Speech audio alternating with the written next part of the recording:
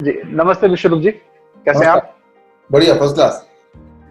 जी, शायद 4 वर्ष हो गए जब हमारा पहले परिचय हल्द्वानी में एक व्याख्यान आपका था और सौभाग्य से मेरा व्याख्यान भी वही था, योग यूनिवर्सिटी थी हल्द्वानी में, तो आपको शायद याद होगा हाँ हाँ, कि मैं ये बाद आपका था, वो मैंने पूरा अटेंड किया था। और मुझे जो याद है कि वो एक मिट्टी का बोतल आपके पास था, तो तब और चेहरा हाँ, वैसे ही बिल्कुल, बिल्कुल, था बिल्कुल, नहीं। और बिल्कुल। मेरे ख्याल से मिट्टी का बोतल आज भी होना चाहिए। हाँ, तो नहीं दिख रहा स्क्रीन पे, लेकिन कहीं आपके घर में है तो कहीं रखा होगा। नहीं, नहीं, बिल्कुल ये आपकी बहुत याददाश्त अच्छी है कि आपने मिट्टी की बोतल याद रखी है, मैं बिल्कुल मेरे साथ मिट्टी की बोतल हुआ करती थी। तो बहुत अच्छा लगा था, पहली बार मुझे भी पता लगा कि डायबिटीज के ऊपर इतना प्रामाणिक रूप से आपने जो कार्य किया था, बड़ा अच्छा लगा था देखकर। लेकिन 4 वर्ष तक शायद आपके कार्य को वैसे देखते रहे, लेकिन जो आपने कोरोना के विषय में इतना हिम्मत भरा एक पूरा का पूरा जो प्रयास आपका रहा, जिसमें आपको पूरा यूट्यूब चैनल और सोशल मीडिया से पूरा ब्लैकआउट कर दिया गया, तो ये जो मुझे लगा कि सही जगह चोट जो आपकी लगी है, ये उसका प्रमाण है एक तरह से। तो हमने ये निर्णय लिया राजीव भाई के पूरे नेटवर्क के लोगों ने कि आप आपका साथ हमें देना चाहिए। तो कहीं न कहीं लोगों के बीच में हमारा राजीव भाई के बारे में लोग हम पर बहुत विश्वास करते हैं, तो हमने कहा कि आपसे एक चर्चा दोबारा करनी चाहिए और लोगों को एहसास भी दिलवाना है कि आप बहुत लोग मुझसे पूछते हैं विश्वरूप जी की वीरेंद्र भाई आपको विश्वरूप जी का साथ देना चाहिए, क्या आप उनको जानते हैं क्या? तो जानते तो हम हमारी बातचीत तो काफ़ी होती रहती थी, लेकिन बस ये वीडियो एक प्रयास है, एक फॉर्मल बात नहीं करके एक इनफॉर्मल आपसे और लोगों को ये दिखाने का कि भई आप और हम लोग साथ में काम कर रहे हैं। राइट। तो बहुत-बहुत धन्यवाद आज आपका जुड़ने के लिए हमारे साथ। थैंक यू, धन्यवाद। तो कैसा कैसा रहा ये कोरोना 3 महीने पहले और 3 महीने बाद का सफर आपका? छोटे से में अगर आप बता पाएँ तो? इसमें ये ऐसा है कि बहुत ही डरावना है ये सफर। क्योंकि डरावना इसलिए, लोग तो इसलिए डरे हुए हैं कि कोरोना ना हो जाए, और मुझे इसलिए ऐसा लग रहा है डरावना क्योंकि मैं आगे देख पा रहा हूँ कि अगर ऐसा ही चलता रहा, षड्यंत्र के इसी तरह से चलता रहा और वो अगर भांडा फूटा नहीं, तो फिर ये कितना ज्यादा नुकसानदेह हो सकता है, कितने आबादी जनसंख्या की हालत खराब हो सकती है, ये देख के बहुत दुख हो रहा है। और हम कुछ कर नहीं पा रहे हैं, सिर्फ बैठे हुए हैं या करने की कोशिश कर रहे हैं, लेकिन हो नहीं पा रहा है उस तरह से जैसा होना चाहिए। दुनिया के बड़े से बड़े वॉर में भी इतना नुकसान नहीं होता होगा, ऐसा मुझे लगता है। 1947 से पहले हालांकि हम और आप उस वक्त नहीं थे, लेकिन तब भी लोगों में इतना दुख या इतनी व्यथा शायद नहीं हुई होगी। अंग्रेजों ने भी इतना उनपे जुल्म नहीं किया होगा, और किया भी होगा तो लगता है ये तो कोई पराया है, तो जुल्म हम सब बंदी हैं तो जुल्म हो रहा है। लेकिन ये तो इंडिपेंडेंट कंट्री है, यहाँ भी ऐसा हो रहा है, तो ये तो देखा नहीं जा रहा।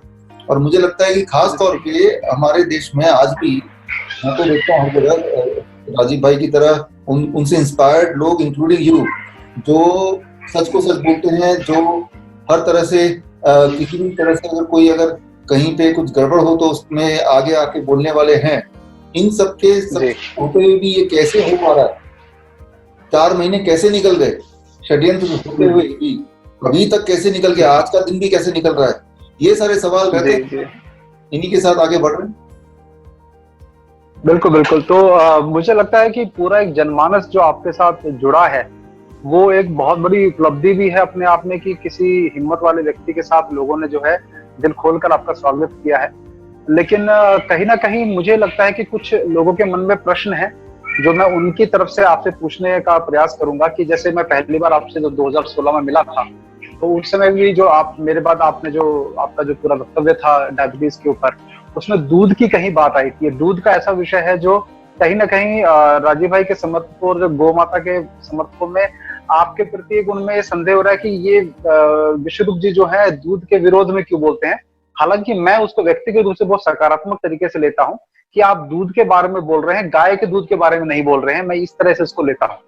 तो मैं थोड़ा-सा इस पे चाहूँगा कि एक यदि आपका इस विषय पे एक स्पष्टीकरण हो जाए कि दूध जब आप मना करते हैं तो वास्तविक में क्यों और किस दूध को मना करते हैं? तो एक बहुत बड़ा एक समूह जो है वो आपके साथ और भी जुड़ने को निस्संदेह रूप से तैयार हो जाएगा।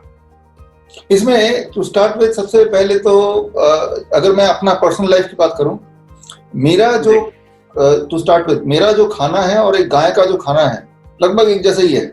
तो सुबह का मेरा रूटीन है कि काफी समय से रूटीन है ये बहुत कम लोगों को पता है, आपको मैं बता रहा हूँ पहली बात, क्योंकि ऐसी कोई बात हुई नहीं आज तक कि अपने लिए मैं घर से गाय का खाना लेके चलता हूँ, जो सब्जी है और जो फलों के भी, जैसे केला है तो अंदर वाला हम खाते हैं तो बाहर वाला गाय खा लेगा, तो एक सिनर्जी सी मुझे लगती है। और जब गाय खाता है और हम देखते हैं तो एटलीस्ट मैं देखता हूँ तो एक संतुष्टि सी होती है कि चलो मैंने आज कोई अच्छा काम शुरू किया या अच्छा काम किया आज, ऐसा लगता है। और वो जो कोई करेगा ये उसको ही पता चलेगा कि ये मैं क्या बोल रहा हूँ। तो ये तो एक बात हुई। अब आता है दूध के संदर्भ में जो आपने सवाल पूछा, सवाल कई बार आए लेकिन कहीं मौका नहीं मिला जवाब देने को। मैं इस फील्ड में डायबिटीज की जो मेरा स्पेशलाइजेशन है ये आया मैं आज से 12 साल पहले। तो मैं, हाँ, राजीव जी तो इस दुनिया में 2010 तक थे हमारे साथ, तो उसके बाद ही मेरा मेन, तो 2010 से पहले की जो दुनिया है, हमारा देश भी और दुनिया भी और आज भी, ये दोनों दो अलग दुनिया है। मैं अब बताता हूँ छोटे बच्चे हैं कि तब हमारे देश में, सिर्फ एक उदाहरण लूंगा, 1 लाख में एक डायबिटीज बच्चा होता था। अब ऑफिशियल की तरह 50 डायबिटीज बच्चे, ठीक है ना। अच्छा। तो पहले के मुकाबले डायबिटीज, ऑटोइम्यून डिजीज, बच्चों का मेंटल डिसऑर्डर, जो चीज राजीव भाई ने अपने जीवन में देखा होगा, अगर आज होते तो उनको बहुत दुख होता कि उसके मुकाबले 50 गुना 100 गुना ज्यादा है बच्चों में।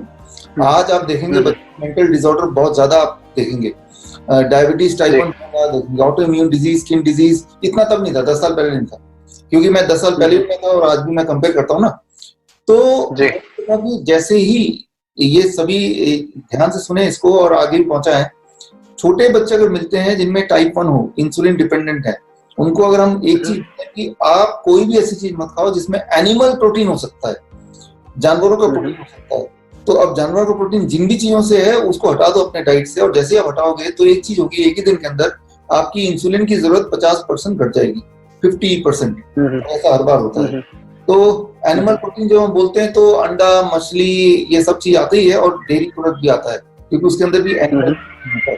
और कई बार कुछ लोगों के लिए, सबके लिए नहीं, कुछ बच्चों के लिए उसका बॉडी अपना प्रोटीन और किसी बाहर से आया हुआ प्रोटीन, एनिमल प्रोटीन में डिफरेंशिएट नहीं कर पाता, तो वो ऑटोमेटिकली अपना अटैक करता है, अपने सेल्स को अटैक करता है, और जब बाहर का एनिमल स्टॉप कर देते हैं तो अटैक बंद हो जाता है, तो इंसुलिन दोबारा बनने लगता है। सिंपल सा फिनोमेना है।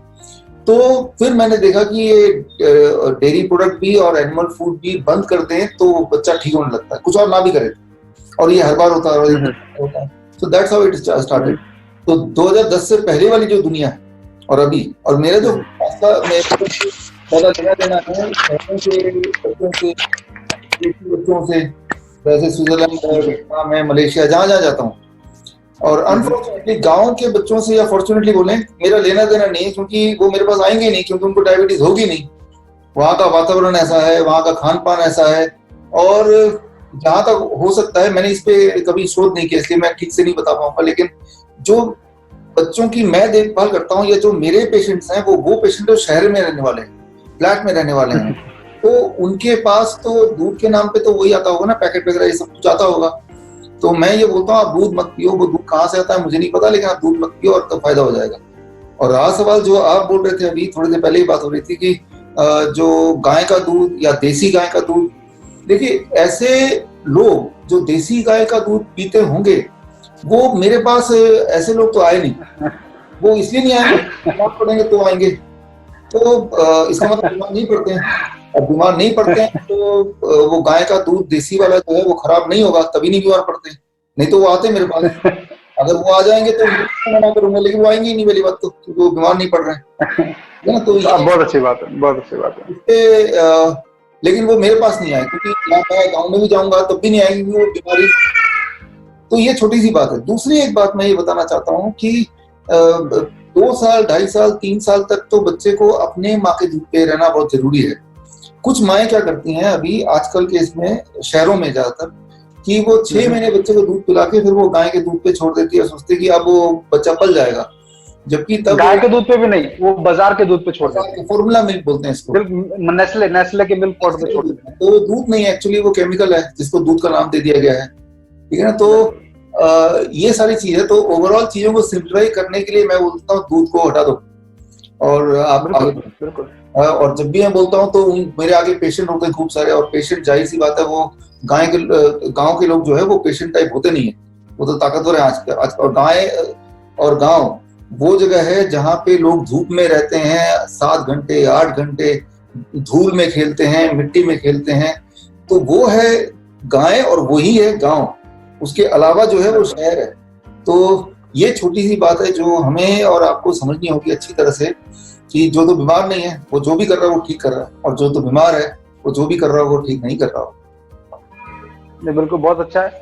क्योंकि शायद आपको नहीं पता होगा, लेकिन आपके बिहाफ पे, क्योंकि आपसे संपर्क करना जो है थोड़ा सा मुश्किल रहता है, क्योंकि आप बहुत कामों में व्यस्त रहते हैं, और वो अच्छी भी बात है। तो आपके बिहाफ पे लोग मुझे कॉल करते हैं कि वीरेंद्र भाई विश्वरूप जी से ये कहिए वो कहिए, तो मैं उनको एक ही बात हमेशा बोलता था, आपकी बात का समर्थन करते हुए, कि विश्वरूप जी ने जो आपने कहा ना, एक बहुत खूबसूरत बात कही आपने, कि गाय का दूध पीने वाला व्यक्ति आपके पास आने की उसको आवश्यकता ही नहीं पड़ेगी। इसी कारण से जो भी आते हैं उनको दूध के लिए मैं मना करता हूँ।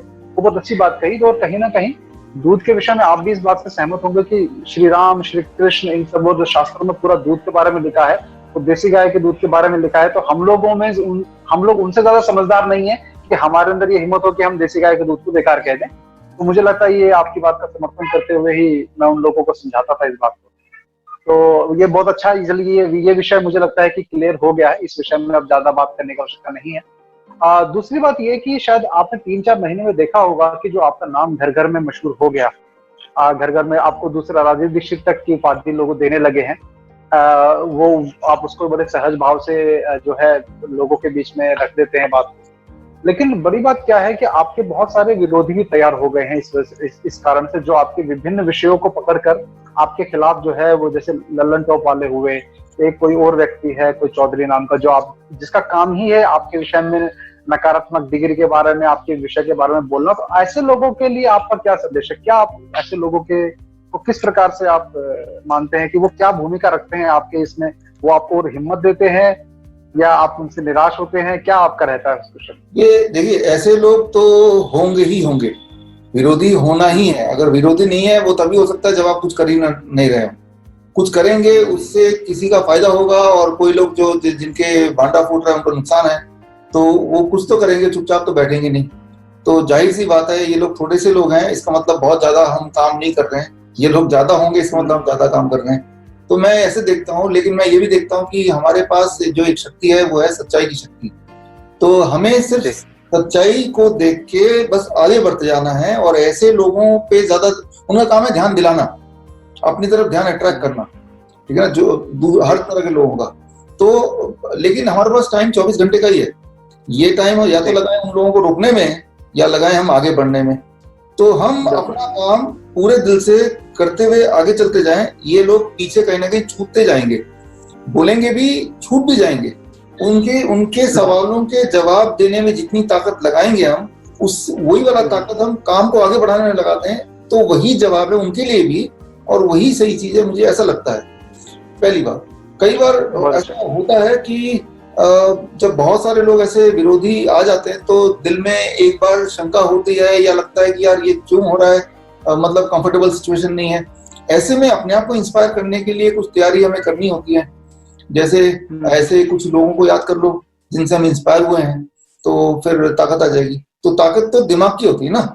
अगर तो दिमाग की ताकत अपना इंतजाम रखते हैं कि भाई किन लोगों को याद करो, कौन से वाले वीडियोस देखो, है ना, तो उससे ताकत मिल जाएगी आपके। मैं देख रहा हूँ पीछे राजीव की फोटो लगी हुई है, तो आप समझ रहे हैं मैं क्या बोलना चाह रहा हूँ, कि जिन चीजों से हम इंस्पायर होते हैं, जिन चीजों की वजह से हम आगे बढ़ रहे हैं, उन चीजों को, उन लोगों को अगर दिमाग में आप हमेशा रखेंगे, तो ये जो छोटी मोटी रुकावट है, इसमें आपको कुछ भी फील नहीं होगा अगर उनको दिमाग में रखेंगे। तो मैं दिमाग में रख के चलता हूँ, मेरा गोल क्या है, एम क्या है, उसको बहुत बड़े से पिक्चर देखता हूँ।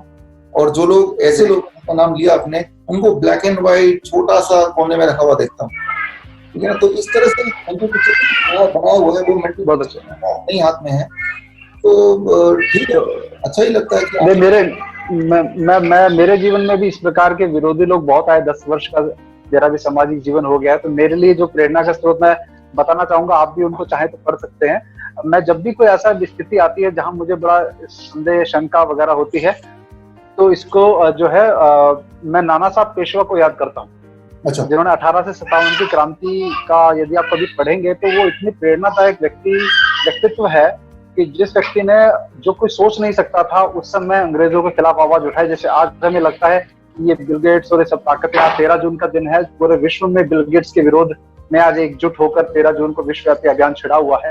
तो कोई सोच नहीं सकता था कि इतनी बड़ी ताकत के साथ लड़ा जा सकता है। वहां पर नाना साहब पेशवा ने जो है वो अंग्रेजों के खिलाफ 1857 का बिगलो बजाने की जो तैयारी 1851 से की, वो मेरे लिए बहुत प्रेरणादायक एक विषय है।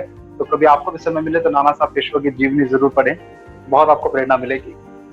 नहीं, बिल्कुल मुझे आइडिया है, लेकिन डिटेल में और मैं पढ़ूंगा। लेकिन ये सही बात है कि एक इंसान चाहे तो अगर सच्चाई पे चलेगा तो कुछ भी वही ताकत होती है, अल्टीमेटली तो ये साबित होता है। जी, तो अच्छा, अगला मेरा प्रश्न ये रहेगा कि अभी जिस प्रकार से हम लोगों को स्वतंत्रता की अभिव्यक्ति का जो हमारा दमन किया गया है, और एक साइंटिस्ट रह चुकी हैं जिन्होंने एड्स के ऊपर काफी वो खुलासे किए थे, जूडी माइकोविट्स, आपने नाम सुना होगा।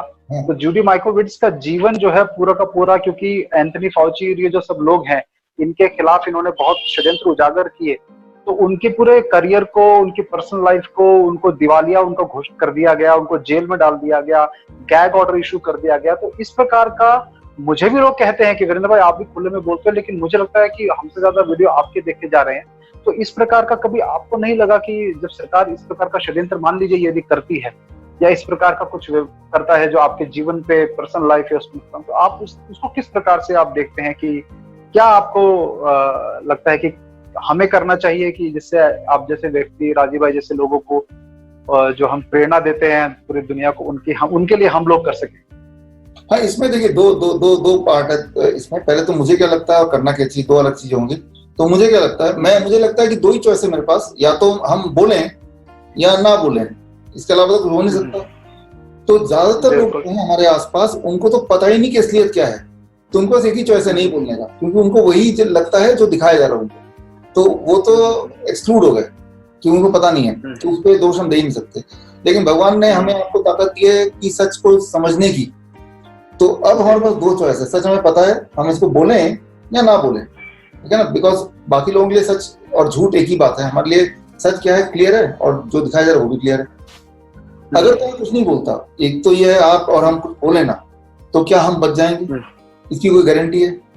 कल क्या होगा हमारे साथ? सब कुछ सही होगा? इसकी कोई गारंटी है? अगर तो बोलते हैं गारंटी है, तो मैं आपको याद दिला दूं, सभी को याद दिला दूं कि अभी भारत में 30 करोड़ लोग जो 3-4 महीने पहले 2 वक्त की रोटी खा पाते थे, वो 30 करोड़ लोग आज उनको 2 वक्त की रोटी नहीं मिल रही है।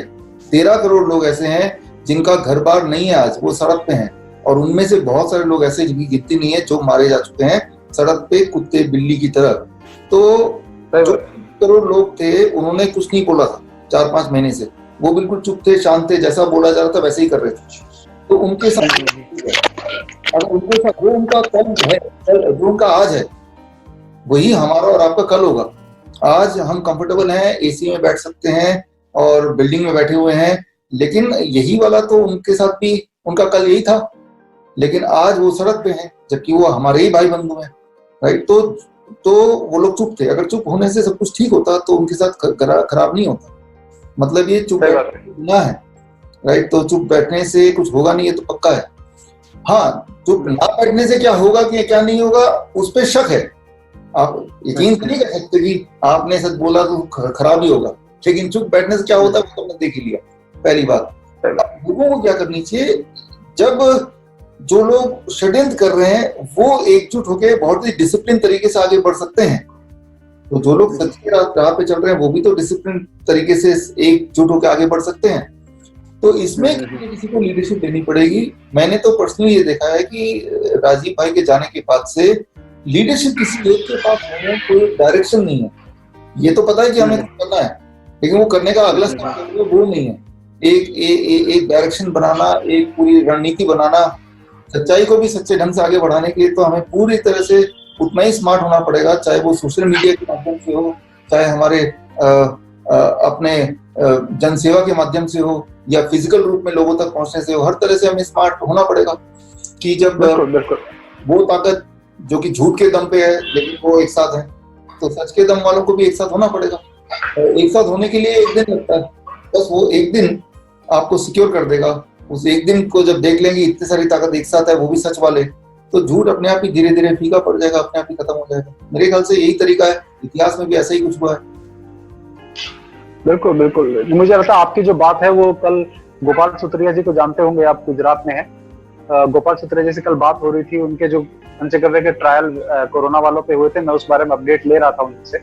तो उन्होंने मुझे बताया कि 10 साल से राजीव भाई के जाने के बाद कोई एक तरह से ऐसा कोई फिगर खड़ा नहीं हो पाया जो जिससे राजीव भाई के कार्य को दिशा मिल पाए।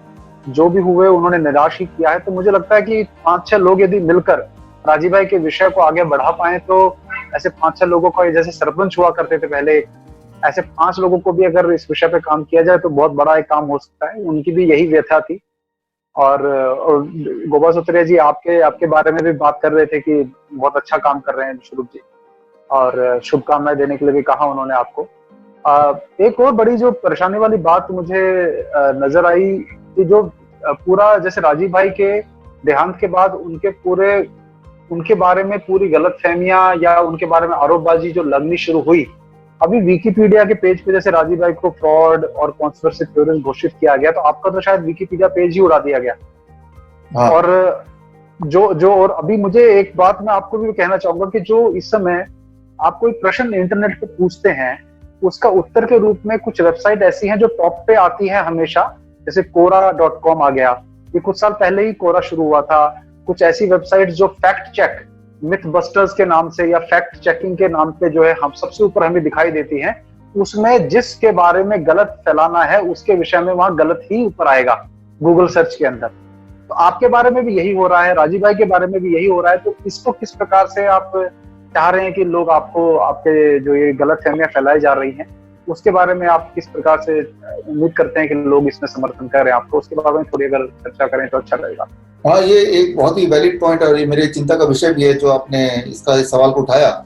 इसमें जो विकिपीडिया है, फेसबुक है, यूट्यूब है, ट्विटर है, इवन व्हाट्सएप, ये जो हमें लगता है कि फ्रीडम ऑफ स्पीच मिल गया, हमें कोई पावर मिल गई, ताकत मिल गई, जिस ताकत के को यूज करके हम कुछ भी कर सकते हैं, ऐसा दिखने में लग रहा है।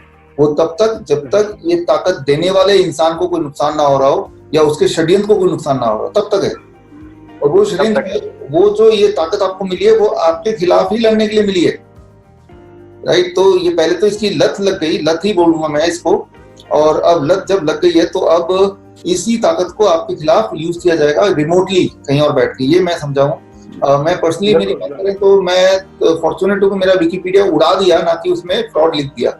तो मैं इसको ऐसे लिखता हूं, उड़ा दिया उसको, तो वो ज्यादा बेहतर है, उड़ाई दो तो ज्यादा बेहतर है। हाँ, विकिपीडिया के दोनों पेज उड़ा दिए, फेसबुक उड़ा दिया, यूट्यूब उड़ा दिया, ट्विटर उड़ा दिया, और सबसे शॉकिंग बात है कि आप विश्वास नहीं करेंगे, हमारे जो ऑफिस का जो व्हाट्सएप है उसको भी ब्लॉक कर दिया था 48 आवर्स के लिए, और अगर आगे भी कभी ड्रामा खत्म भी हो सकता है। तो मतलब जितने सारे सोशल मीडिया में लगता है कि ये हमारी ताकत है, वो हमारी नहीं है। एक तो पहली बात ये बताना चाहूंगा।